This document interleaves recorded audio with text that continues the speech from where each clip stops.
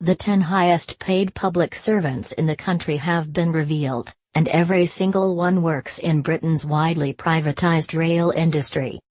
Network Rail Chief Executive Mark Carne earns the most at up to £750,000 per year, almost 5 times more than Theresa May's £150,000. The head of HS2 Limited, Mark Thurston, is in second place, earning as much as £605,000 while he maps out a multi-billion-pound high-speed line. Not one of the top 10 is a woman. Cabinet Office figures show a total of 442 officials at government departments and Quangos earn at least the same as Mrs. May, up 14% in just 1 year. This includes 70 who worked for Network Rail, which is an arm's-length public body, and 51 staff at HS2 Limited, which is a firm funded by a government grant. Train firms are not on the list as they are private companies.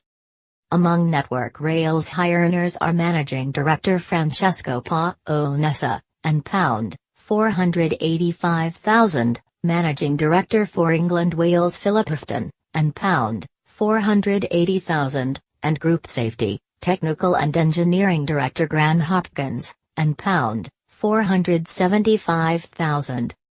Earlier this week, Network Rail was accused of being late to confirm its schedule of Christmas engineering work, meaning some passengers could have bought tickets for services that will not run. Fares will rise by an average of 3.4% next month, the largest hike in 5 years. Mick Cash, General Secretary of the Rail, Maritime and Transport (RMT) Union, said, "The union will take no lectures on pay restraint from the top figures in the rail industry who are clearly doing very nicely, thank you very much." As far as RMT is concerned, those doing the hard yards out there on our railways over this festive period are just as entitled to a fair crack as well. A series of strikes by rail workers engaged in a row over pay, staffing and other issues began on Friday. Virgin Trains West Coast services were disrupted as members of the RMT and Transport Salaried Staffs Association went on strike. 1. Mark Carne, Chief Executive, Network Rail, and £750,000. 2.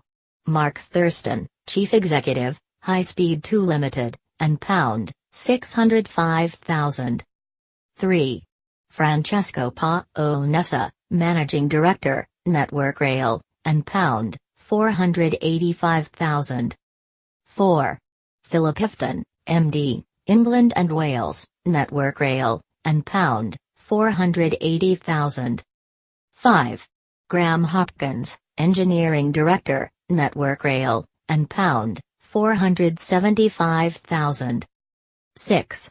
Steve Allen, Chief Financial Officer, High Speed 2 Limited, and £420,000. 7. Jim Crawford, Phase 1 MD, High Speed 2 Limited, and £405,000. 8. Jeremy Westlake, Chief Financial Officer, Network Rail, and £390,000. 9.